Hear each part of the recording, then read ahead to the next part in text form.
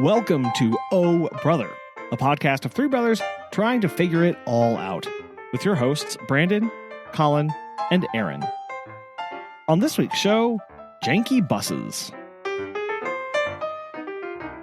Hello. Ahoy. Hello. I heard clicking, and I was like, oh, do I need to say hello again? But I waited. So, No, I clicked the button, said my opening line, looked down, realized I had not clicked the button resolutely enough, clicked it again, and here we are. Yes, a nice solid thump. Satisfying. Yes, did not depress quite enough in the thing. Anyway, hello. Oh, Yes. welcome to your Whoopsie daisy. 123rd episode. Hey, look at that. 1, 2, 3, baby. I love it. I know. Very exciting. Very exciting. I love a good number sequence. Makes me happy. Who doesn't love good numbers? Many people. So okay, But that's you say okay. Good number sequence. What's a bad number? Probably one that would be like there's probably two types of bad number sequences, right? I imagine one would be one that's just like aesthetically displeasing to look at. Sure. Right? Or has some sort of like negative connotation or like superstitious things related to it, you know. You get too many of the wrong number in there, like, oh no, oh gosh, Okay. right. Well, there's some that are there's also some that are less impressive, you know, I imagine. So, all good. Aaron, how would you define a bad number sequence? Explain. Right. I keep in the conversation. What are we talking? Okay, we're moving on. We're moving on. Are you organized? Yo, I need to hear about this right now. Tell me about your life. Hey, so I don't have any major details on anything. They came in, they took pictures, and I guess they do this with a lot of things, with a lot of houses. For those of you who are listening, It sounds like you were getting investigated by the CIA. I'm sorry. Yeah, right. A paid organizer is coming to our apartment to help organize things, which sounds silly because yes, we are an apartment. However, as we've been living together, we definitely accumulated a lot more things, and so we are getting rid of a lot. I mean, we don't live in filth. We don't live in junky things, and it's not like a messy apartment. It's very clean, but like closet space, like for clothes, is not very big. And so then there's all the little knickknacks and things, and so they came in and they're like, all right, you know, this is a good game plan, yada yada yada. And so I think they're coming back next week to then kind of like work with us and like help us get rid of some things and organize and kind of maximize and utilize space appropriately. And so we've been talking about this for a long time of just kind of downsizing and then maximizing space. And so this was just her mom was like, oh, I'll pay for one. We're like, okay. So it was just kind of sprung on me because I forgot, as I often do. And so I was like, wait, what are we doing? But it's actually been really helpful. I'm actually physically saying of how like, oh, we could use this to put shelves in here, and then I got this and that. And so, but yeah, it was just in the planning phase, and so we were just waiting for the next step.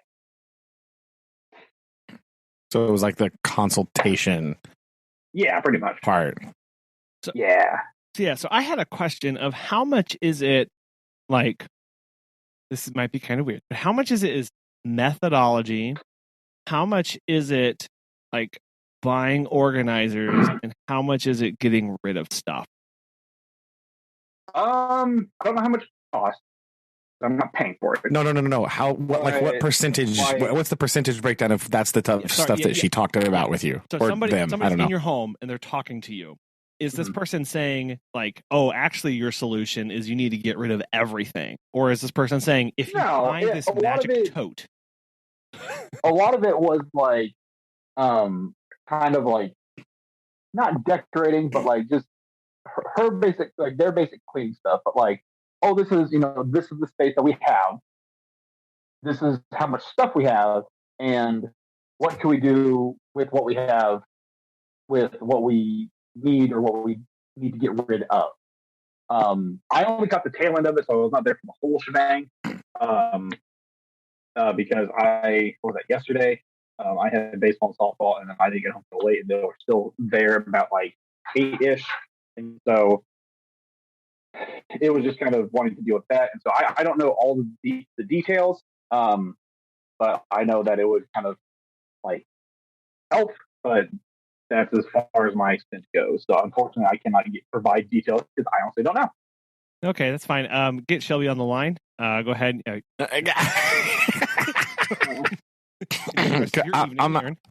I'm not gonna lie. So when the first, I had a mild panic attack like for you, right? Yeah. Because the thought of somebody coming in my house and doing that really kind of like freaked me out a little bit. I didn't like it. I was like, I want someone to look in my closet and be like, oh, you can move your stuff. But like, you can move your stuff. Get out. Stop judging me. Get out of here. Like, yeah. I don't like it. I think we've discussed before. I'm a person who like, I need a certain level of clutter in my life. Like I do not like the like hyper clean, like aesthetic look. And I like anytime that there's anything that like threatens that, I panic. So I was like panicking on your behalf. Like I didn't.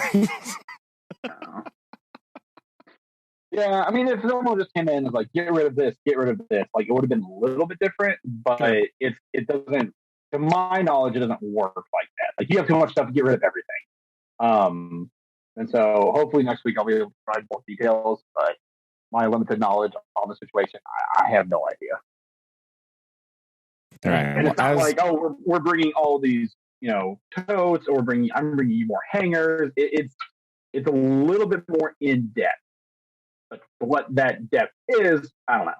All right, so we'll need to be kept abreast of this situation as it develops, because I'm curious to know, kind of like Collin, I have many questions about this. I've only ever heard of this type of thing. I've definitely never known anybody to go through it. So I'm very curious about your future reporting about this process in your life and how you feel about it. Gotcha. Yeah, no, I have no idea as far as what it all, like how much like actual like in the home stuff goes, but from what I also understand is that if we want to like donate things or get rid of them, they take it for us. And so that's at least kind of nice. So I don't have to like drive to like Goodwill or something. Take my stuff. True. Yeah. So yeah. Right. Going to be very interesting, these updates. Because like I said, I was panicking on your behalf because I don't like that. Sorry. So I was like, it's okay. I was like, well, I mean, it is one of those things of like, I think this might be, a little bit different, neurotic damage that I have, but like I've thought about having somebody come in and like clean the house like once a month, just to like do a nice deep clean, like while we're out, not home. But then when I start thinking about it, I'm like, well, I don't want them to like really like, I would get embarrassed or like feel self-conscious about what they're cleaning. And so then I would do like a pre-clean of the house.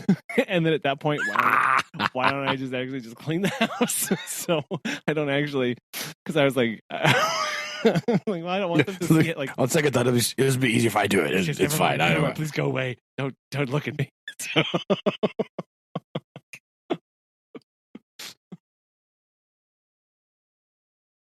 So yeah, it's a yes. I'm right there with you. I'd be like, no, this is what. Yeah, I could have handled it. I'm very interested to see how if Aaron is like, oh my gosh, guys, I got this tote, or like I got this organizational basket, or like what kind of stuff. That's the only thing that I've always been fascinated by is when people are like, ooh, I need to organize. I need to get more stuff to organize stuff, and then I get an organizing. So I'm interested to see how this balances out and kind of how they. Yeah, right. Because like some of the stuff I've seen that people go through this, it's like I'm going to use a going to hate myself for this term, but storage solutions, right?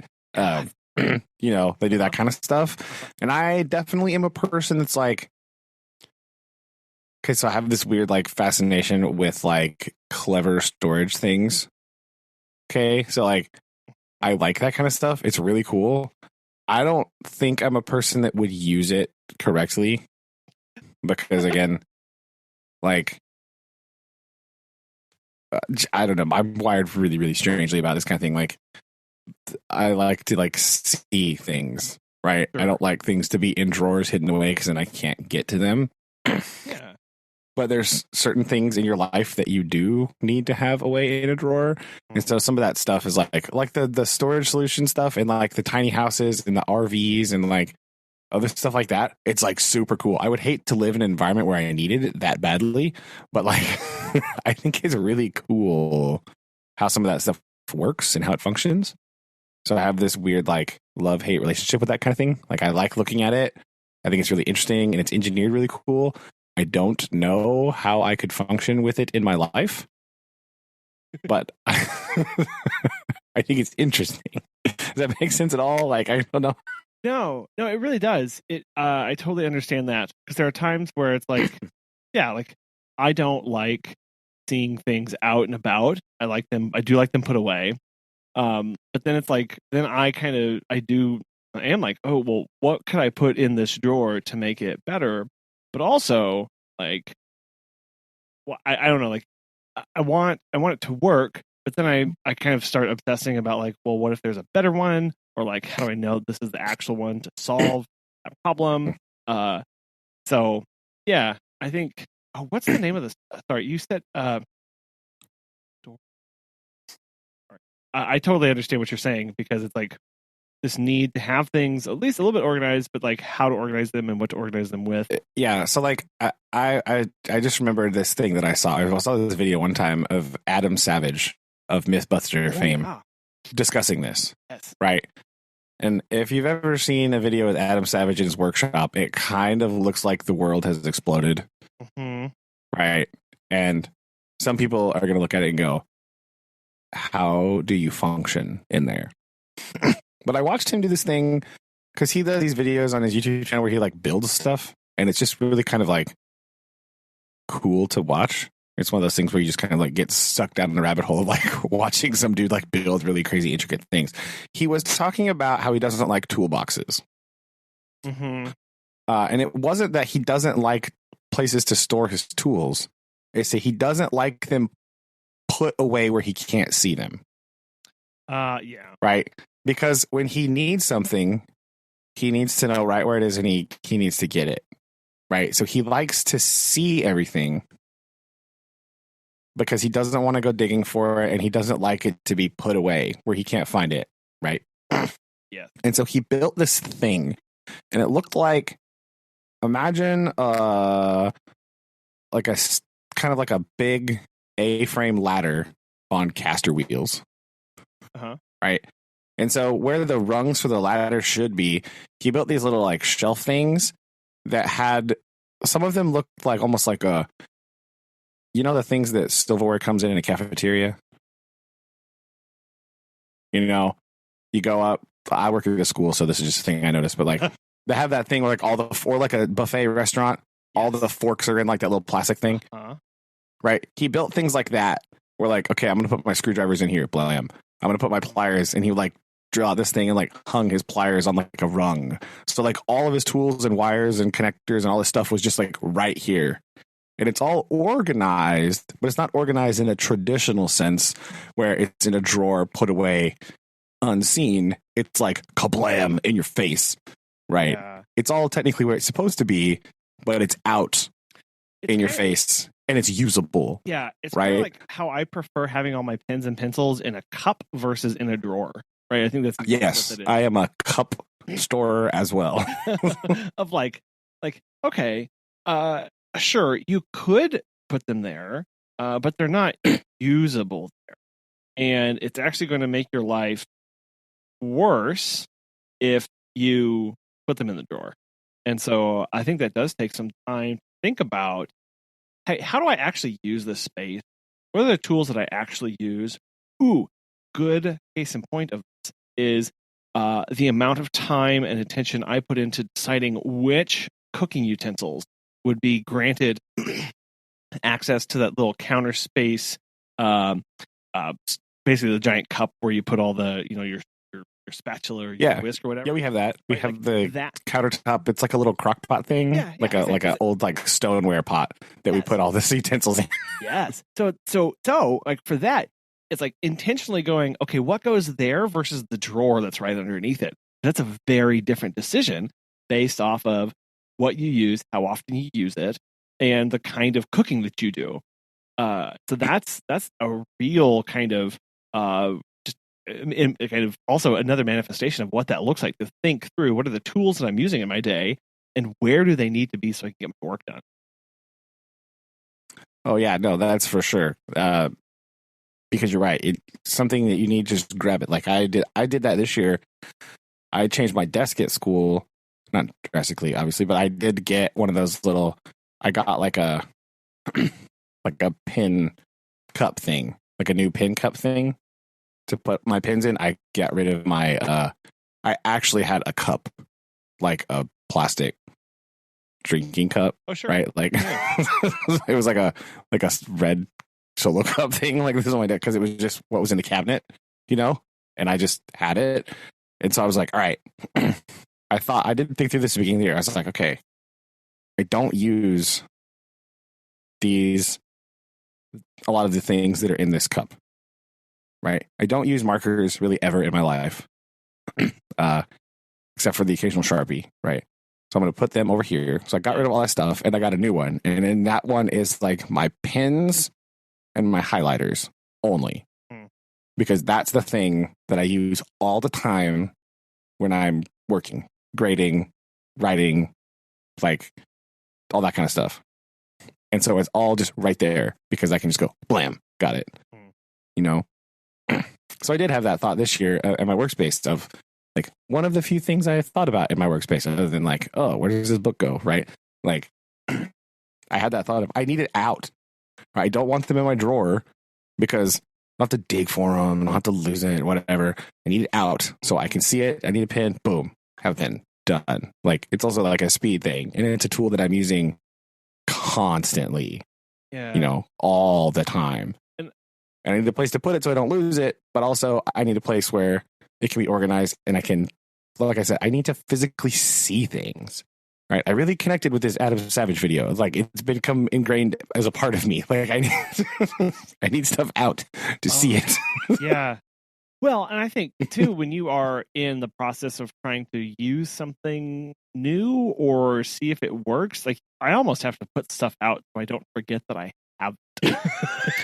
Yeah, it's true. I'll like get something new or do something like that, and then it's like, oh, wait a minute, what? Like, or I'll be like going through my cleaning out a drawer and go, oh yeah, I do have this. Okay. Yeah, I do that too. Right. And I like, oh yeah. And then sometimes I'll just like, I'm not thinking about something else. I'm like, oh yeah, I don't need that right now. I'll put it back and then I just put it back in the drawer. And then the cycle just continues itself. And I'm like, oh, dang it. It's gone. It's gone forever. I can't. So yes, I definitely went through part of that this year with my desk at work because like I need to do that with my desk at home because my desk at home, again, we've talked about this before too. I'm a serial piler of things. Yes, the piles. So this summer I cleared off my table in my room in here. Nice. And at the bottom of the stack of papers, like it's one of those stacks that just been on the corner of my table for a long time. And like, I think it would kind of grow and I would take some of the stuff off the top and then it would kind of regrow. So it'd be kind of like this weird erosion process thing that's happening. But at the very bottom of the pile, I definitely found a piece of paper that was dated like 2015 or something like that. Like it was like nice. 2014 or 15. I was like, Oh, Solid. Yes, exactly. This is indicative of a person that has a problem. Like That's when you go. Oh dear. This process might not be working the way I had the way I had intended. Perhaps I should go through this step more. Oh, well, and then that's the other step is going like it's never just a set it and forget it, right? There's never a one and done. There is a process for that, and knowing that like, man, like that's tough. Of going, I wish I could just have stasis in the things coming into my life, but it literally never stops.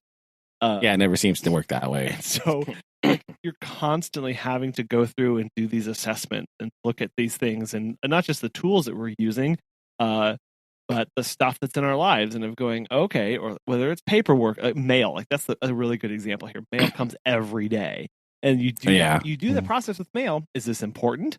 If not, it goes in the trash. If it is, I'm going to hang on to it. But then it's like, okay, now that I hung on to it, where does it need to go? Who needs to see this? What do I need to do with this? What's the action step? And kind of doing that with every item that comes into the house is like is this important? I mean, I know there's Marie, what's her name? Is that the Spark Joy lady? Yes, does the Spark Joy lady. Not quite going to that level here of like, is this Blackwing 511 bring me joy? Like, I don't know. Like, yes, it does. I mean, it does. But like, I get down to like, am I actively using this? If so, okay, it gets to stay around. If not, then I need to decide why am I not actively using it. Some things we keep around because we only use them twice a year, right? Other things we keep around because we forgot that we had them. Well, that's true too. But like, I also have the dad syndrome of I overly emotionally invest in inanimate objects. Right? I know this about myself. It's a problem, like legitimately. Because like I have in my closet like 1 billion t-shirts. I don't wear them ever. Right? But some of them I have very distinct memories of being places in that t-shirt. Sure. Yes. And so like there's this part of me that like cannot separate myself from that. I just like for some reason there's some mental block that I cannot separate this like sense memory from the physical object. Right? Even though I don't need the physical object to have the memory. Like for some reason it's like comforting to have this like random t-shirt that I don't wear anymore. Well, because like, you know, like well, I mean, just so I don't have that with t-shirts. I just have it like random things, right? It's like really bizarre what it is. Okay, over here, you can't. You can't. Yes, I cannot see it. Listeners can't see this, but over here, I'm reaching my hand up to the right, and right now I am touching a typewriter that was Mimi's. Do I use it? No. But do I think of her every time that I see it? Absolutely. And I like that. I like being able to do that. That makes me happy, right? That's something that I don't like. I'm not going to start a massive collection of typewriters just because of this, but it's like, you know, that's really nice. I love being able to see that and know that A, that was hers, and B, it makes me happy to have it. Right, that's just part of that. Yeah, I had this epiphany this week that I'm definitely turning into dad because I took the trash out, right, and it came back in, and I took my shoes off, and these are a pair of shoes that I wear just like basically their only job is to take out the trash, or like if I have to just like walk up to Susan's mom's real quick, that's it. They're just kind of like they're basically slippers. Outside at this point. I don't like wear them any other place because they're pretty run down. And I looked at my shoes and I was like, man, these things are getting pretty worn out. And I sort of stopped mid thought because I realized these shoes are 20 years old. I was like, oh my gosh. Like, and I have a distinct memory of being at the mall with you and Aaron and Mimi and I bought these shoes there. Right? Like I have this, I remember exactly this time of having them, and I've just had them forever. I haven't actually worn them as like shoes to wear, like to work or out forever. Yeah. They've just been sitting here. They've been like the pair of shoes that I just have because they're just like tied and I slip them on. Right. And they're the shoes that I used to walk Chuck in, and I just take the trash out, and that's kind of their job. Right. I don't really wear them, but that's how long I've had these shoes. They've been relegated to this job for so long that that's just what they do. Like I just. My goodness. Well, right? That's a very interesting revelation. So, okay. Yeah, I was like, oh gosh, I got to sit down. This is some heavy. I literally am dad. Oh no. You're turning into dad that way. I'm turning into dad in that I would have brought in the trash can and then washed it out. Aaron, what other, how are you turning into our father in ways that you are finding more disturbing each time? Not getting rid of vehicles. Okay.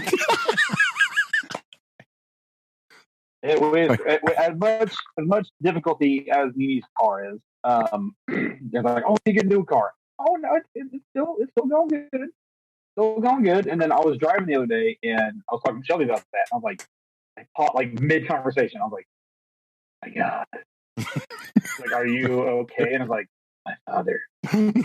Okay, keep driving, please. I was like, "No, you don't understand." And yeah, I mean, I learned how to take care of it. But doesn't mean I know what I'm doing half the time. Well, yeah, I take just keep on trucking with the car, I guess. So I guess that's one thing I got going for me. That is, yes. In light of the text message earlier today, that is definitely fits the bill for sure, 100%. Like, listeners, for a brief bit of context, a few months ago, our dad had a car wreck. Right, it was pretty bad. Right, and his truck was like destroyed, and he did not scrap it and buy a new truck. He, in fact, had it rebuilt. Totally, like completely, literally from the they had to they had to straighten the frame. Okay, like yeah, all new like body panels, new upholstery, new headliner, all new interior, basically. Yeah. I was so flabbergasted at that. I was like, I can't. Like, how is that cheaper than buying a new truck? Like, I literally don't understand. It can't be. It's not possible. Like, that's what he did. That's what he wanted to do because he loved that truck so much. He's driven this truck for like 500,000 miles or something ridiculous like that. Well, okay. So he's like, well, we need to take a small backup here and realize that this is actually the like third version of this truck that he has owned. Is it? Yes, it is a 2003 Ford F-150 crew cab short bed, and this is the third one that he has owned. The first one he also put 500,000 miles on, and then it was broken so badly that he bought a second one to then start parting out to rebuild that one, and then he bought this one to drive while he was repairing the other. Yeah, there was like a weird thing. This is literally like the third exact white truck he's had, because he had a truck that was exactly like this that had a sunroof. This one does not have a sunroof. Yeah. He did? Yes. Yeah. He had a white Ford. He had a Ford F-150 crew cab, so the big four doors on either side of the short bed that he had while I was at Missouri State that had a sunroof in it. And I remember pushing the button. Then that one went away because it broke horribly. And then I think there was an interim one, or maybe he just went straight to this one, but I'm pretty sure this one is actually a pretty recent used purchase that he is also now recent within the last 10 years. I was gonna say that word is relative in this situation. So I do think there has only been two because dad drove his white work truck for a long time because there was the sunroof, and then that one was dying, and then this one, because I remember specifically this one because I asked him, like, Dad, how come this one doesn't have a sunroof? And he said, quote, where am I supposed to put the antenna? I was like, Point. fair enough. Fair. So yeah, that is why. So I think there has only been two, because I remember coming home one day and there was both of them, and I thought one of them was for me, but it was not. But I was like, "Oh, Dad, you got two?" He's like, "Yeah." And I was like, "They're the exact same." Like, yeah, but this one doesn't have rust on it. Well, there you All go. right, Dad. Yeah, so I believe there's been two, but there's that white GMC work truck. That's the one. You are correct. Yeah. There was, he worked for whoever at that point, No and idea. he did have a work truck. Okay. Yes. Okay. Maybe that's the third truck in the That's the scenario, one because he that's did. my- Yeah, you're right. yeah. I forgot about the work truck too. There you go. But yes, so yes, this is a this is second iteration. Now totally rebuilt. He had already and the other because so one of the reasons he didn't want to get a new truck is because he had just had he had just bought a new engine for it, and he had just like 30,000 miles prior to that replaced the transmission for like the second time. So he was angry that he had like this new engine on the way that he couldn't cancel, that he'd spent all this money on, that insurance would not pay for to reimburse him for. And he had sunk that money into the transmission as well. So he was like, well, I'm putting that engine that's on its way into that truck, so I better get the truck ready to take the engine that I bought for it. All right. With that context, this decision makes slightly more sense, but still. Still, yeah. So it's all brand new and shiny. So interesting. See how it drives. That's pretty intense, though. That's not messing around. No. So yeah. Okay. Well, I think But between all again- three of us, then we've got that pretty locked down. Yeah, looks like it, apparently. Oh, dear.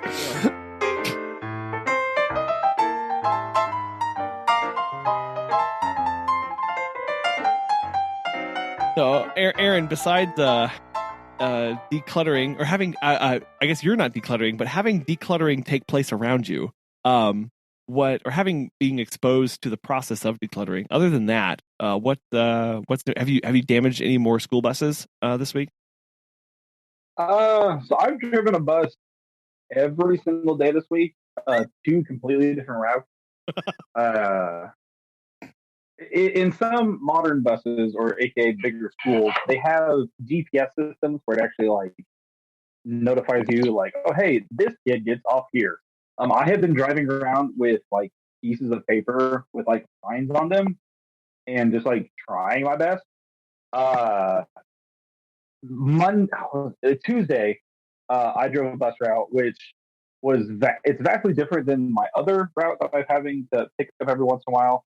Is that there's like 8 kids in total, maybe, but like it's just like weirdly quiet. But everyone lives so far away that it takes that the same as my other bus route, and like it was also on those dirt roads that were recovering from the ice storms that we had, which many dirt roads don't get enough sunlight, so they were pretty slushy.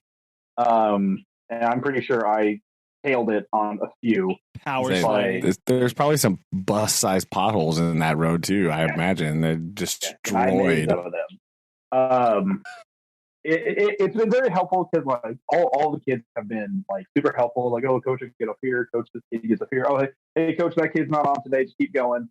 The other bus route is the main one I drive. It's like some percent highway, and then the rest of a back road. The other one is all back roads.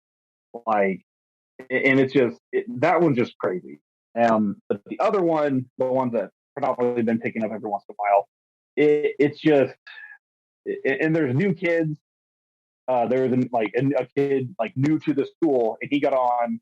And the reason I knew he was new is, number one, I'd never seen him before, and number two, he had a sticky note stapled to his shirt that said his name and bus 3. I was like, "Hey, buddy, where do you go?" No.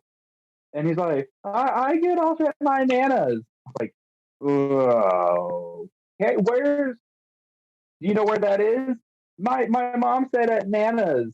And I'm like desperately looking for one of the elementary school teachers, and they're just waving me on. I was like, no, I need you and they just closed the doors and left. And so I was like, all right, buddy, we're going for an adventure. But thankfully, I got into a spot. Today, it was a little weird. There was a lot of kids that were gone, a lot of kids that were like new, and I felt so bad for one of my sixth graders, so I just blew right by his house. And like, I was trying to get the other kids situated, and I was like, all right, whenever you're next, come up here and stand.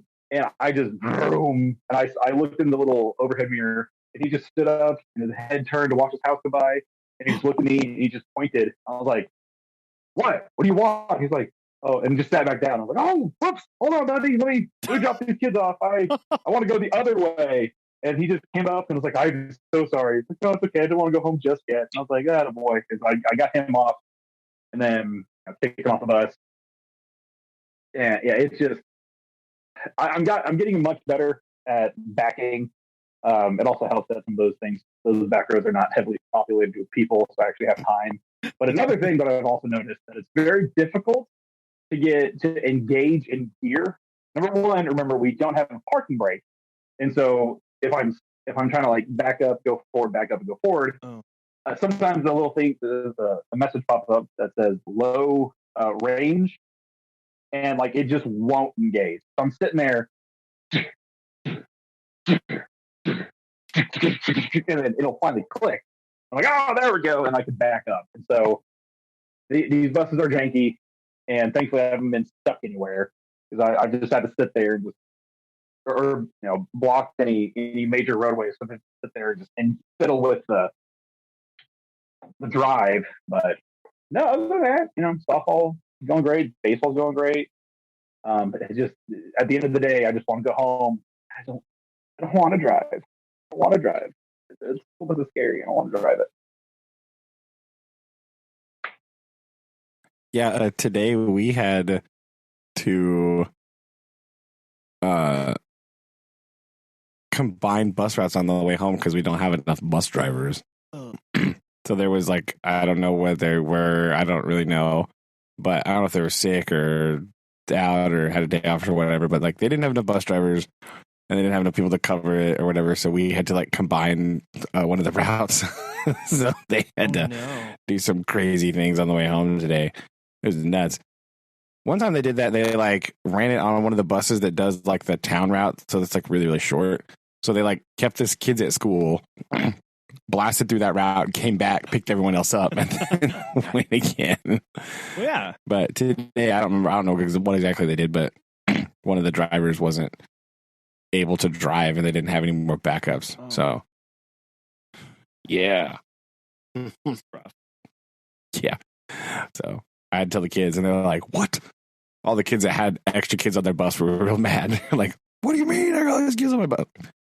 Sorry, think thin, I guess. Just scoot in there. It'll be all right. Yeah, closer. No, closer. Closer. So yeah, they were not very excited about that. It was kind of funny.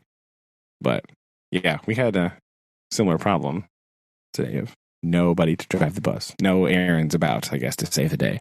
Okay. Aaron, you have your marching orders. You need to start making a loop through Missouri. Yeah, I'll make a pass on that. I barely enjoy what I do now. I mean, we do need a middle school baseball coach, just saying. So see? I might. Tempt them. I think before you move school districts, you just need to horrifically crash an empty bus into fields that nobody will hire you to drive a bus again. You're like, no, it's on my record. I can't drive buses. Yeah, I'm sorry, I can't do it. It's possible. Yeah, no, the fire was awful. PTSD, terrible. Oh gosh. No. I went to a meet and greet today, where we go before we take care of people's pets. We go over to their house beforehand to get to know them and the pet and walk through their process and make sure everything's kosher and everything's good, great. I scheduled this one after a gentleman called me like 3 times over the last 2 weeks. Finally filled out the paperwork. Fine, whatever. Go. He is a traveling nurse from Arizona, living here in town. in an RV park. He bought a fifth wheel RV to live in while he is a traveling nurse. Now, he has a 14-year-old dog. He is going on a scuba trip. Fun. And we confirmed 2 days ago, whatever. And I showed up at his house today, as RV today, which was a weird experience. More on that later. But I open the door and he stares at me and I'm standing there. And RVs are perched high up. So I'm having to kind of crane my neck looking up while he's in his threshold. Yeah. Right? It's very awkward. I have my pet sitting hat on because I have my hat that says pet sitter on it. Right? And he goes, hello? And I go, hi, I'm Collin with Funky Bunch here for the meet and greet for your dog. And then he stared at me like I had morphed into I don't know what. And then goes, oh, yeah, I was supposed to call you. And I went, oh? Yeah, I'm just going to have my neighbor. He said he'd take care of the dog. And I'm standing there with knowing full well that I have an employee who texted me because he's running 3 minutes late. And I said, I'm just going to go start the meet and greet. Text me when you're in and everything's going to be fine. And I'm standing there going, well, what do I do? So I just said, well, I'm here. Let's just go ahead and go through this. Just in case something happens, we'll be your backup. And I quickly text my staff member. I'm like, hold off. See you in a little bit. Basically a back down because this is going to be weird. I have never Stand down. I know basically what it was. I have never been so uncomfortable doing a meet and greet before. He was awkward to talk to. He was lilting in his voice and as he walked. It's also weird doing a meet and greet where you're meeting somebody in a space as big as my kitchen in my house. Again, true. It's just weird being that close proximity. And then this is the one thing that totally freaked me out. We're standing there. I'm struggling through this conversation with him. He's not being very forthcoming. I can tell he's kind of upset that I'm there, even because he knows he's taken care of. So he's not into this at all, which is fine. But I just didn't want there to be a frantic call from him in the Bahamas going, I need you to take care of my dog. My neighbor can't do it anymore or something like that. And then us have to figure it out from there. So I figured I've already wasted my time driving here. I'm going to do this. Anyway, a car pulls around and he completely stops what he's doing, stops talking to me. I disappear from the room apparently. And he just locks onto this car and follows it around as it goes around the RV. And he just watches it and it pulls up and he turns to me and I had told him about my employee coming and he says, is she yours? And I went, no. And he goes, well, I don't know what she's doing here. And he goes and he opens the door to his RV and stands in there and just watches as this girl driving this car parks and starts unloading from her car. And then he's not talking to me. He's just standing there staring at her. And she starts getting out this bag and he goes, guess she's staying for the night. And she starts walking over to the next neighbor's RV. And at that point, I'm like, I'm out. I gotta go. Hey, buddy. I don't know what's going on here, but look, great talking to you. You've got our information. If you need us, we're good. And I just have a couple questions for you. Question number one, what did it smell like in there? It was extremely nice in the RV. It was basically brand new. I literally think he bought it while he was in Arizona and drove it up, bought it brand new. He was a slightly older gentleman. Nothing seems out of the ordinary. He was eating cherries off of a stem while we were talking. That was a little weird. And spitting the pit into the sink. Was also weird. That's a little bit gross, but but I'm just thinking what did it smell like or what sort of brownies was this dude eating before you got there? Because that sort of really weird, vacant, paranoid response is sort of I know. Exactly. Like that would be my question. Like, is this dude like self-medicating right now and like forgot you were coming? That explains like why he forgot to call you, why he was so like confused, why he like violently stared at a random car. Oh my gosh. I mean, he seriously was standing there in broad daylight. These are signs. Like staring down this woman as she got out. And he kept looking at me and then looking at her. And I was just like, I need to leave, please. Look, she doesn't have a hat. She's clearly not with me. Okay. We wear hats. And look, hat. I've been doing this 10 years now. I've never had that happen. I've never been so like, I think I need to leave. I think that this needs, something's going on here. I'm not comfortable. I'm really glad my staff member was not doing this one. Oh man, we can definitely share stories because I have had many encounters like that, and I was like, "Hey, are you okay? I'm leaving. Bye." So I feel your pain. Yeah. I mean, usually by the time people are going through this process, they have like committed, they know how much it's going to be, like we're just rocking, and this is just a formality that we're breezing through. But this was like I usually when I go to these meet and greets where I'm in somebody's home, like they take 20 to 30 minutes. I was in and out in 7. Like that's how this went. Dang. Yeah. And every minute was painful. And thankfully, my team member was just like driving also very slowly around the entire RV park, just like every now and then would do another lap. And he was like, I just wanted to make sure that like, I don't know. But and I said, like, I appreciate good that. thinking. I like the plan. Yeah, I do appreciate that. I didn't want to, I feel like I'm young enough. I don't need anybody wearing my skin just yet. So this is going well. But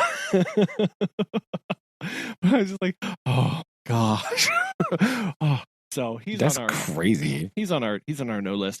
And again, it was one of those things of like, it wasn't just one thing that was off. It was just like it's like 7 things. Everything was just a little bit off, and not in a way of like it like immediate alarm bells, but at the 6th or 7th thing, it was like, okay, and then whenever he just deadpan stopped talking to me and all attention swiveled over to this other car, I was like, yeah, I don't need this. That's pretty crazy. Like, that's wild. Oh my gosh. So anyway, that's that was the only fun thing I've done. Man, that's nuts.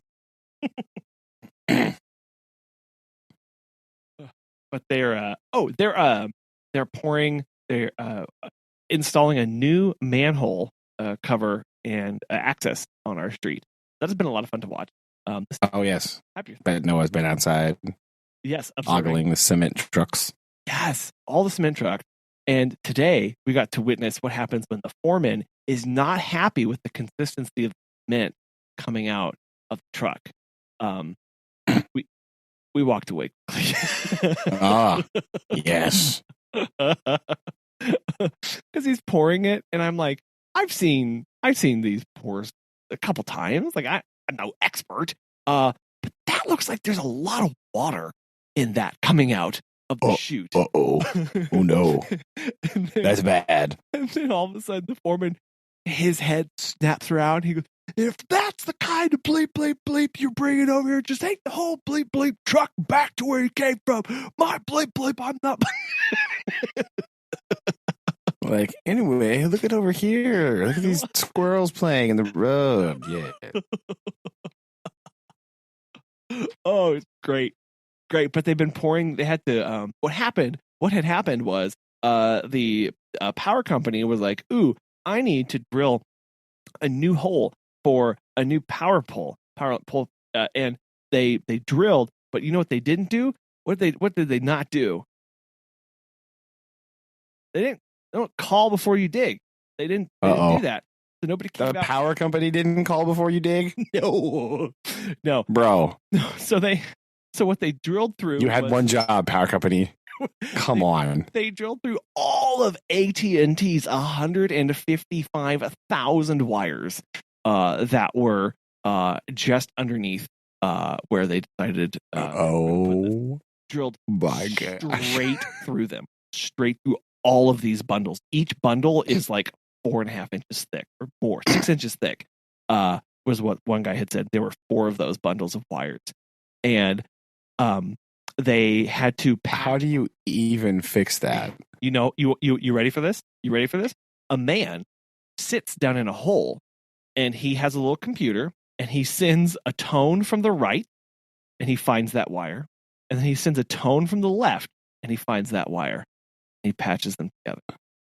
Oh my gosh, that's the worst job in the history of the world. And when I say tone, I mean it's a literal no, it's gonna be a literal, yeah. Like phone tone. Because that'll travel through that wire. Exactly. Because it's meant to it's for phones. And so he had to have special equipment to basically pick up that signal to say, oh, it's this one.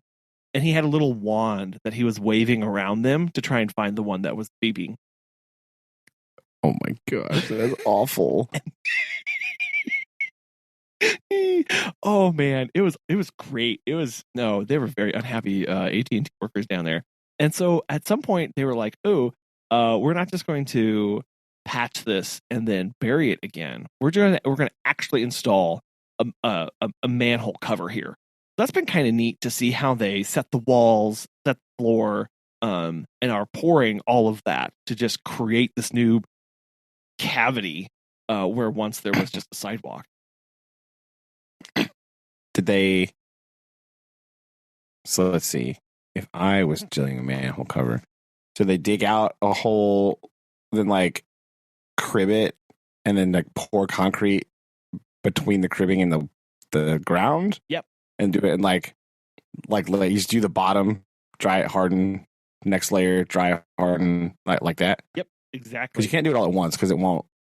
No, there's harden way too much. It's correctly. Too complicated of a pour to do all of that. Well, number one, it's too heavy. It'll probably break the thing. But number two, like it won't dry evenly. Yeah. Because the bottom wouldn't dry at the same speed the top would if it's too deep. So you'd have to pour it in sections. Do like a foot and then set it, dry that, come back, pour the next foot or so.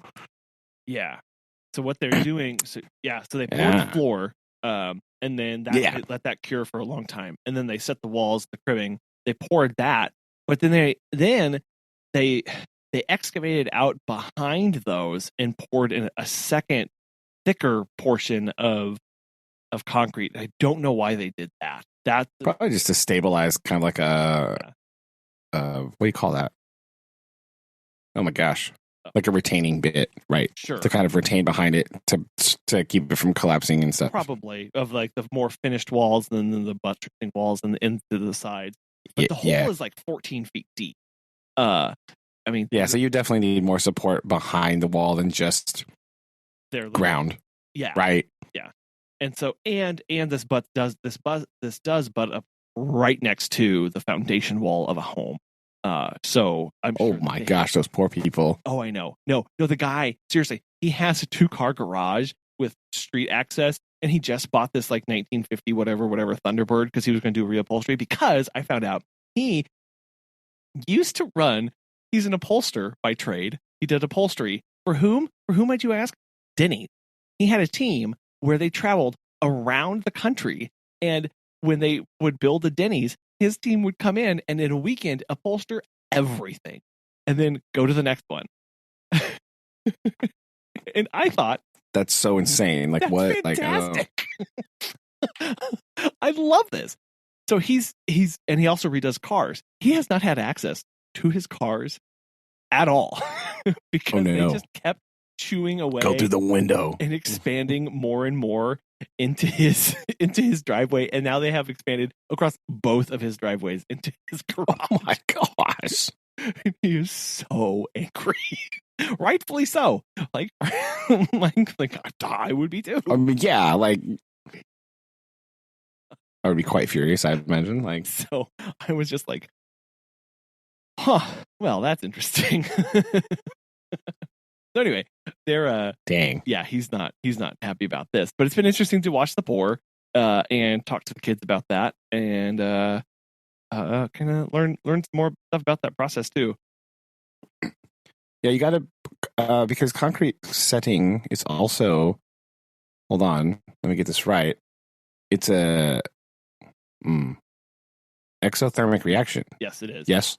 So it's putting off a lot of heat. So you can't. I always have to stop and think. Exo. I have to think about that. Yeah. So you can't really pour like a huge amount like in a vertical thing like that because it will get like just way too hot and like compromise the structural integrity of the pour, right? Yeah. Well, I think it gets brittle at times if it cures too hot, basically from the curing of the layers below it, right? You get this buildup of heat where it just it doesn't it won't cure right, and it gets too brittle, and then it'll collapse in on itself, which is literally defeating the point of what you just did. So that would be bad. Indeed, that would be less than ideal. Yes. There you go. Look. That was our latest adventure today too. So yeah, I had a creepy meeting and got to learn about concrete curing and pouring. So always fun. Well, there you go, man. It's had all the fun today. Look at that. Been things. Yeah. You need to go.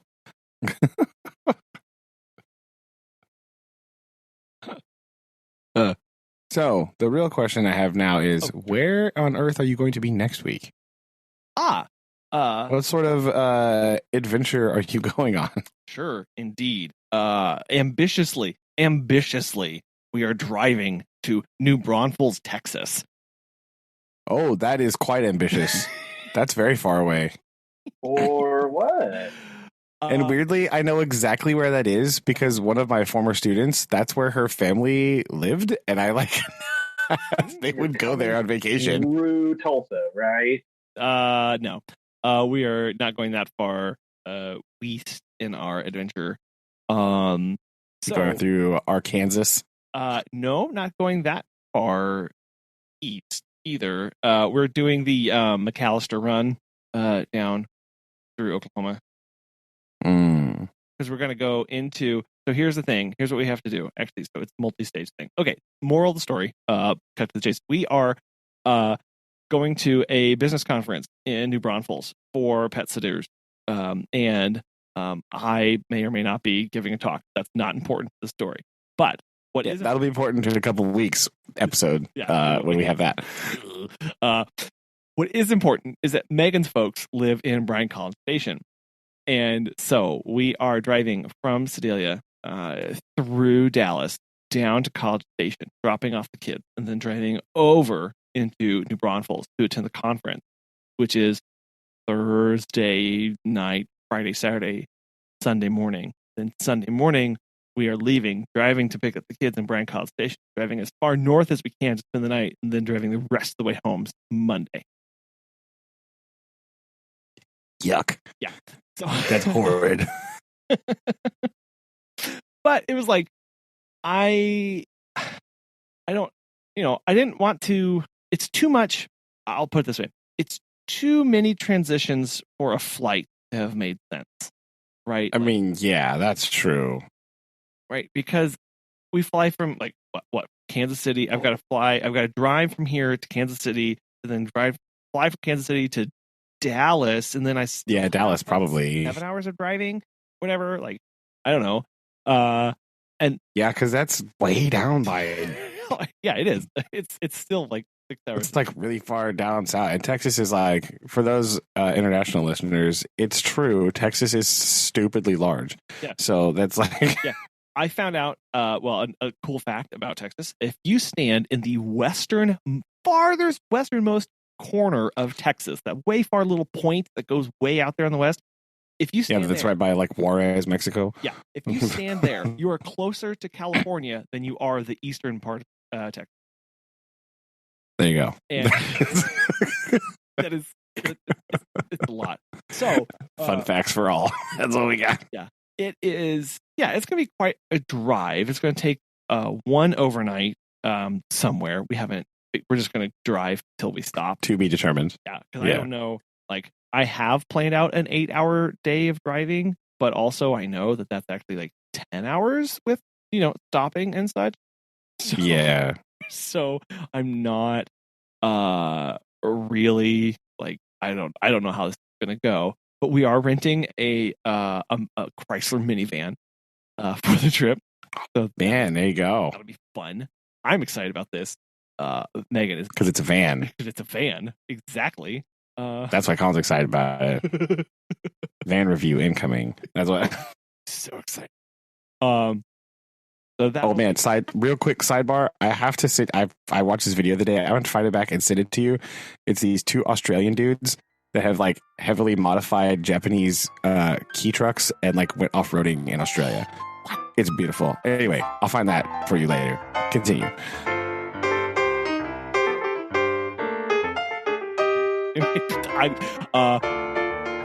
That's my story. So we are. No, I'm excited about it. So we are leaving. So Monday, Tuesday. We're leaving Wednesday morning, first thing, basically, to get there, and getting back Monday. And so that's why we need to kind of rejigger the scheduling. Oh, maybe we could record Monday or Tuesday, but also I'll be busy doing. Yeah. So. True. Don't want to do too much. I don't want to. I mean, obviously, I love traveling. I love traveling. It's one of my favorite things to get to do. And this will be the first like big trip with the family ever. And so that's true, I guess. I'm excited about that because I have such fond memories of doing big trips growing up. And so I'm not nervous about the actual trip, but also my brain is broken such that I must plan and come up with things, and like there's a lot of stuff that my brain is trying to do, so I'm trying to modulate that out just a little bit. That's true. Yeah, I don't love traveling. I love being somewhere new. But I don't generally enjoy the process of getting there. That is Megan to like a T. She loves going. She loves being other places. She doesn't like getting there.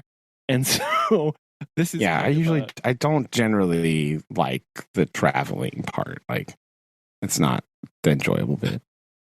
So it makes it like maybe it's just the part where you're in the car, because like I don't mind like stopping at a new place and like being somewhere else, even if it's like eating there or getting gas or whatever. Like that stuff's fine, but like the driving part, oh my gosh, I can't. No. Yeah, and so I'm realizing that like we've got some stuff that we need to get done. So I'm coming up with like games and activities for the kids. And one of the things that I'm going to do is get like the big flip out atlases and highlight the route that we're going to take and have one for each kid, so we can kind of see exactly where we are. Because I have memories of the classic, exactly, maneuver of Dad being like, "Here is a map. Find the 50 and trace the blue line until you see this town," and that's basically where we are, doing that kind of thing with them, so they can kind of see and follow along. That's best. That is how I learned about distances when we were traveling, because like back in back in my day, like that was literally the only thing I could do in the car, is like look at the map. Because I have this thing where I can't read in the car. I get car sick. It's really annoying. I don't like it. I get like really dizzy and like lightheaded and stuff. So I can't like read in a car. I can like do I could read the map, okay, because it was bigger. Yes, I don't know, but like that's how I would learn about, like, I would do all the math in my head about like estimating times and distances and arrivals with like speed and everything like that. Uh-huh. So like I would I would do all of that, like to try to figure out like how long we would take to go places. Because I do have a couple memories of being like, Dad, how long is it going to take us? He'd be like, figure it out. Like, okay, well, code for, I don't know. You must do this now. But yeah. So I would do estimates like, okay, well, I would like try to use the little scale to be like, okay, well, we're this far away. We are currently doing this miles per hour. So like I would try to calculate our like arrival time based on current speed and estimated distance from location using a combination of the map and road signs. That was, and you know what? It was doing that kind of mental math that helped me understand that the phrase "mile a minute" really isn't that impressive given modern car. I mean, yeah, that's true because you're like, you're like, I am. Yeah, if you're going 60 miles an hour, you're doing a mile a minute. So like, boom! Like that realization was such like I felt that in my brain whenever I realized that like, whoa, what? Very, very impactful whenever I realized that. Like mile a minute, same thing as. Yeah, but that's also how I did like these really convoluted like math skills of like mental math skills to like the ones where like I sort of like learned to develop the like, okay, here's my known, and then like, okay, that's 50 more miles, so that's or like. It's like that's that this number is like 60 plus like 47, so that means 60 and like okay, let's say it's 1 hour and then like 47 more minutes because we're doing 60 miles an hour, but then we're doing 65 miles an hour, then like okay, I'm going to estimate that that's now this minute, right? Like yeah. it's very weird. Like I think this is very informative. Yeah. It was very reliable, though, once you figured it out, because Dad is a lover of the cruise control, so we're not, like, varying speeds very much ever, so, like... Nope. You knew what you were getting, and it was always pretty good. Yes. So, yes, we will need the report back eventually of how you have survived the longest road trip to the middle of nowhere, Texas. I mean, it's not really the middle of nowhere. It's like by San Antonio pretty much, but that's very far into Texas. Yeah, it is. It is. Yeah, I don't know how it's going to go. No, we have to get it done. And so that's very different. I'm excited for this. But then again, I was also super excited when I got an opportunity to take Lillian when she was 2 to San Francisco for a week. So I could also go to a conference. I was by myself. That was fun for me. But I know people, that's not fun. The conference part's the not fun part.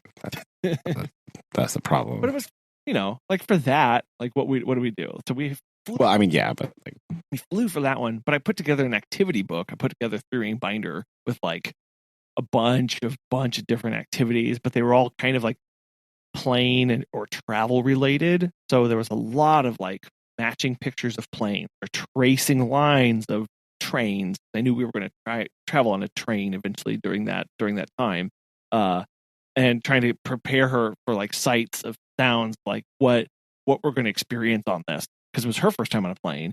So it was kind of putting all this stuff together, and I enjoyed that part. Well, I mean, that's true. So anyway, update for sure coming on. Okay, boom. Nice. Okay. Anything new, exciting with you? You're not doing buses. You have 20-year-old shoes. I have 20-year-old shoes. No bus driving. No, not really. We have a 4-day weekend, so like, boom, surprise. Okay.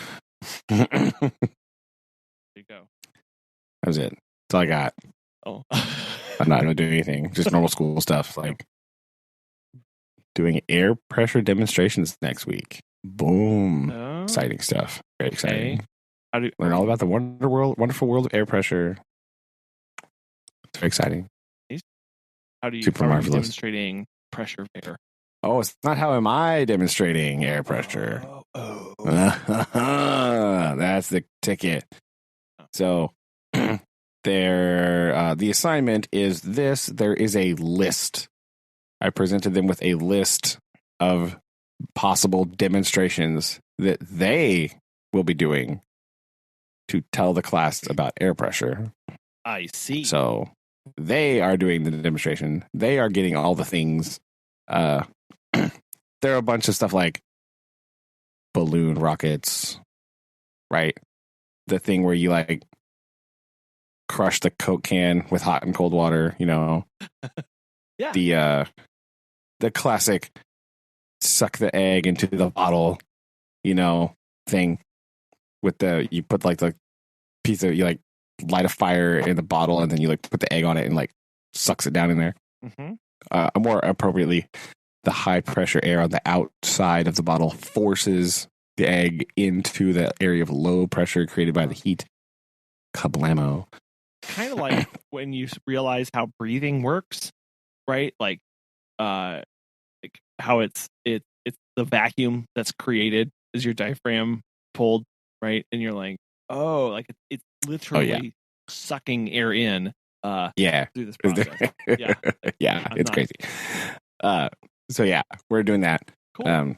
So they have to do that, and they have to make a very small slideshow presentation, like 2 or 3 slides, maybe, just sort of showing us, like, to help them explain what's happening. So they have to do things like, tell me where would I find the high pressure and where is the low pressure, basically. That way we know the air is moving from high to low pressure, right? And so that's sort of helping to explain how this thing works. You know what I mean? Yeah. Because like in a balloon, you're sort of manufacturing that pressure. You've created this like low pressure inside the balloon because the atmospheric pressure on the outside and the balloon itself is trying to squeeze in on it, right? So you're sort of amplifying the high pressure on the outside. So that's why it's forcing the balloon to close. And then the air coming out the back is what makes it go forward. It's a bonus feature of Isaac Newton in this, but we have whoa. Yeah, whoa. But it just helps show us about air pressure, so cool. Be pretty cool. Yeah. Pretty fun usually. And the old classic, the thing where you put the piece of paper on the cup and then you turn the cup upside down. What? And you move your hand and hopefully the piece of paper stays on the cup. That one's a real hit or miss thing, but sometimes it's very soggy. So I'll give you some updates on how wet my floor got during every. I think I only have 1 or 2 people doing that one though, so that won't be too bad. But they get to pick, them and their partner pick it, so they can kind of do whichever one they want. But it's all like household material stuff. Like you need a string, a can of soda, right? It's nothing like go buy all this. No. Use this random stuff you already have in your house. Bring it in here. Do some science, man. I think that kind of is really important in helping them have a better relationship with science, with that process, with being able to do things in their world by going, wow, I can demonstrate these somewhat complicated or interesting properties with things that I have in my house. Like I think I really like that doing it that way.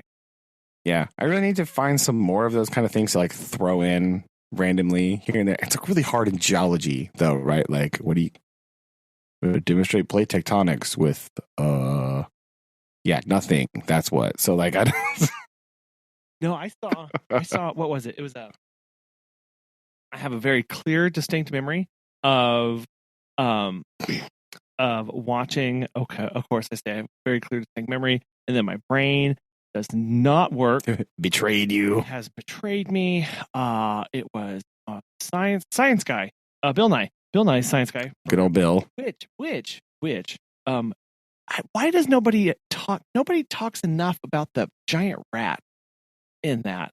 And I think we're all just trying to put it out of our minds because it was terrifying. Exactly. I think if we actually went back and watched it, we'd be a little more terrified than the nice memories we have of that show. Anyway. Dude, no, for real. I did watch it a couple years ago because I was going to show my kids part of it. And I was like, what in the ADHD nightmare am I looking at? How was I able to process anything in this show. It's crazy. It's so like, bad.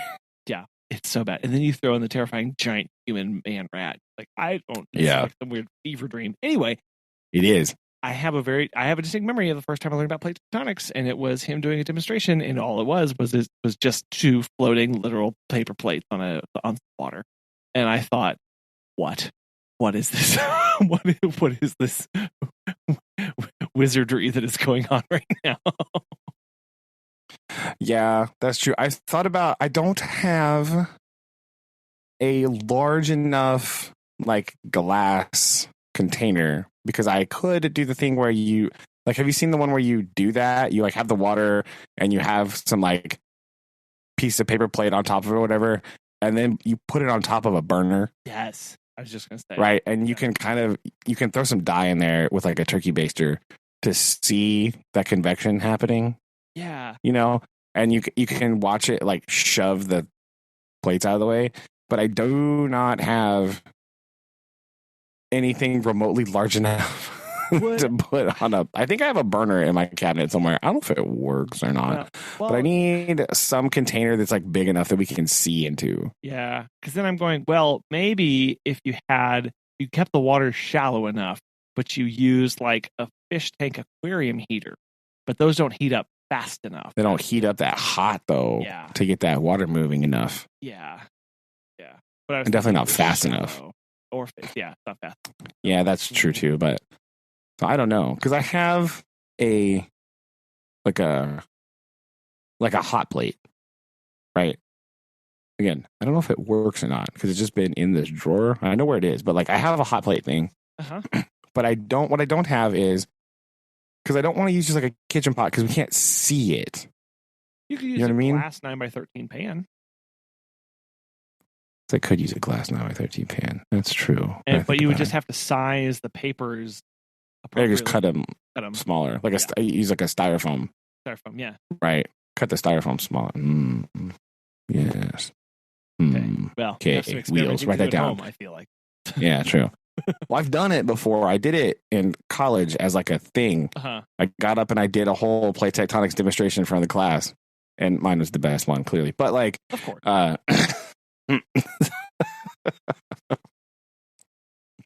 Everyone else was like really lame. I was like, no, bro, plate tectonics, check it out. So, yeah, that might be something that I could do. I like the ones that they can do, but like, it'd be better than nothing, I suppose. Because yeah, it's hard to get some stuff to like. That's the hardest part about the Earth science, right? It's like I really like Earth science, and it's really cool, and I think it's really interesting. But like, it's really difficult to demonstrate some of those concepts because when you're talking about the scale of that stuff. Yes, you know, you're talking about the scale that's like just enormous. You know, well, you're talking about like and temporal, like that is. Oh yeah, you know. When you're talking about like the Earth mantle, like it's really hard to conceptualize for a 12-year-old how large this thing is that we're dealing with, right? Like, I have pictures and diagrams and stuff, but like, I really understand like this is like hundreds of miles of like melting rock, and it's moving, but it's like putty, but more like it's like oh no it's anytime. Well, like just example, the construction that's going on where they're doing the manhole, and both Lillian and Noah are like, wow, that's so deep. Like, you know, like how, you know, the last question's like how much further until you get to the warm part of the Earth, because they know at least that much. Oh boy. You're like, ooh. I mean, I have some slides about the Koa super deep borehole. You want to show? Yes, everybody's Koa super deep. Yes, everyone. Yeah. But that's that joke helps me set that slide helps me set the stage. We always talk about like how to name things like a scientist, because we talk about thinking like a scientist a lot, sure, right? But we name things like a scientist too, right? So that like it's called the Koa super deep borehole because it's in this Koa peninsula of Russia, and it's super deep. They're just like, wow, okay. Yeah. So I joke, like, you can tell when a scientist has named something because you don't have to ask why it's named that. Right? You just know. You just know exactly what it's talking about. Like, this is the Aldabra giant tortoise. Well, it's a giant tortoise, and this is where it's from. Boom. Got him. Like, and 1, 2. Yeah. So now I'm training them so that, like, sometimes I'm like, guys, this was not named by a scientist. They're like, I have no idea what it is. But if you show them a picture and you go, this is named by a scientist, they'll be like, it must be called something like Volcano Island. You're like, yes, it is. Good job. Like, they get it. They can, like, boom. Like, yeah. They can figure it out. Just use what you get. Again. Yeah, right. They can do that. That's great. Like, that's my training process. That's the joke in my classroom is, I like it. If we name things like a scientist, you just look at something and go, black table. Boom. Did it.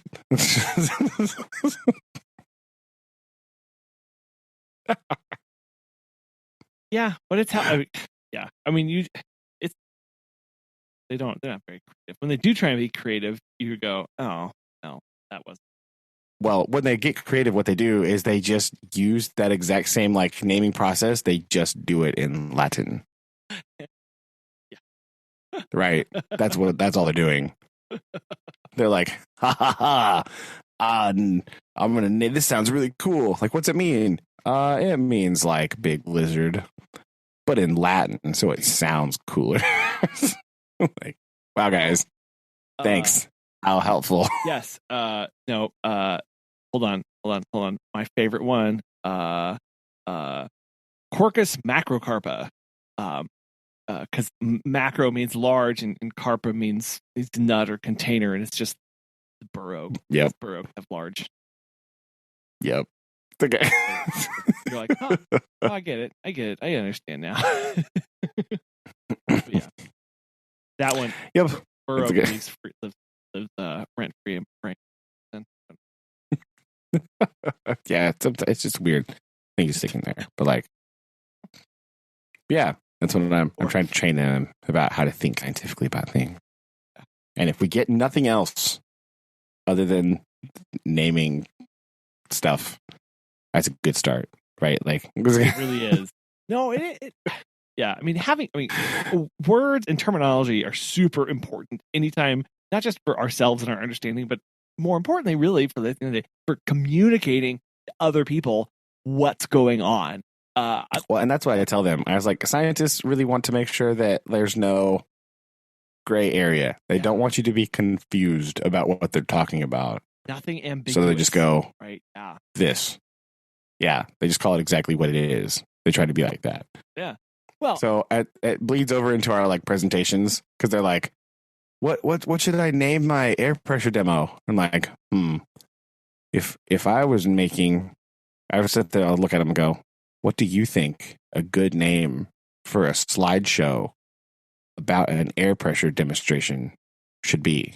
And they'll be like, air pressure demonstration? Like, perfect. Got it. Nailed it. Yep. Done. Like, yeah. Ship it. Exactly.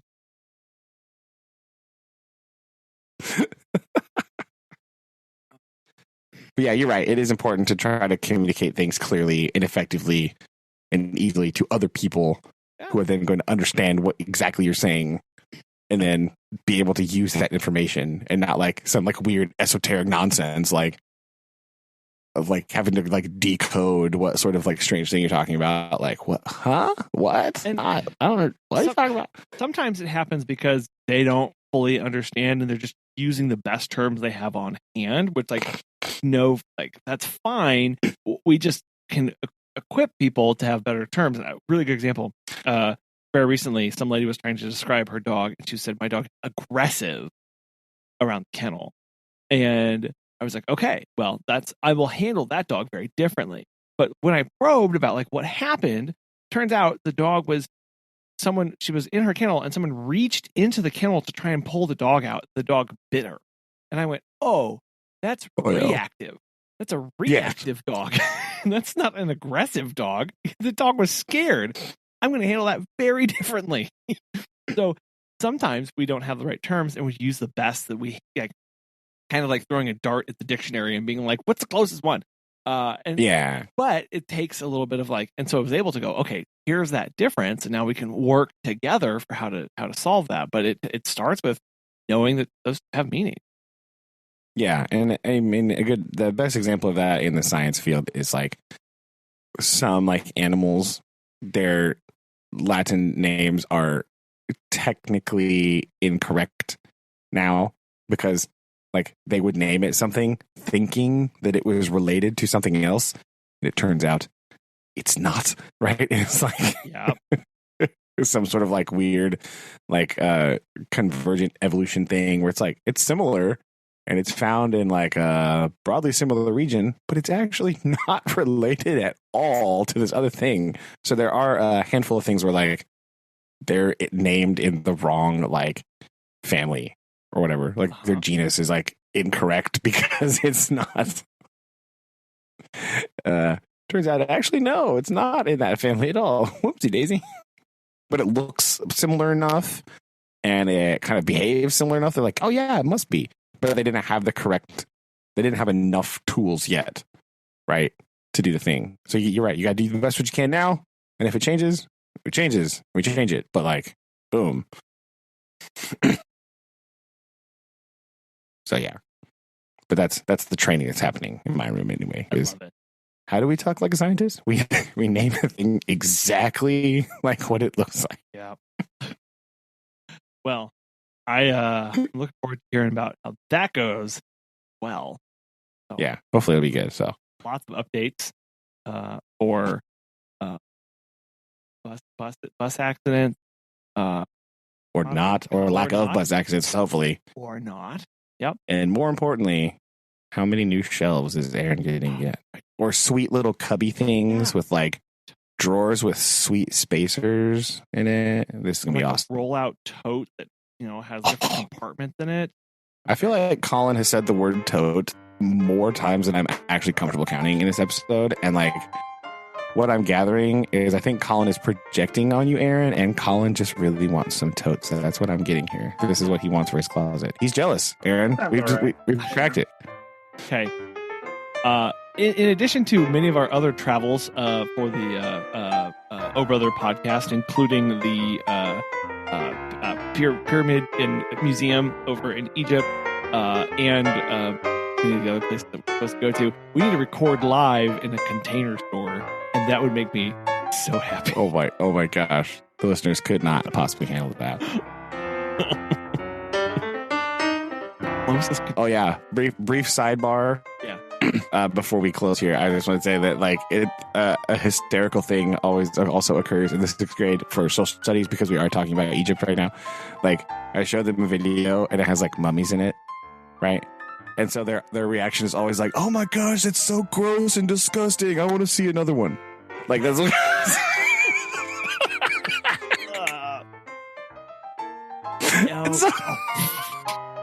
It's so hilarious.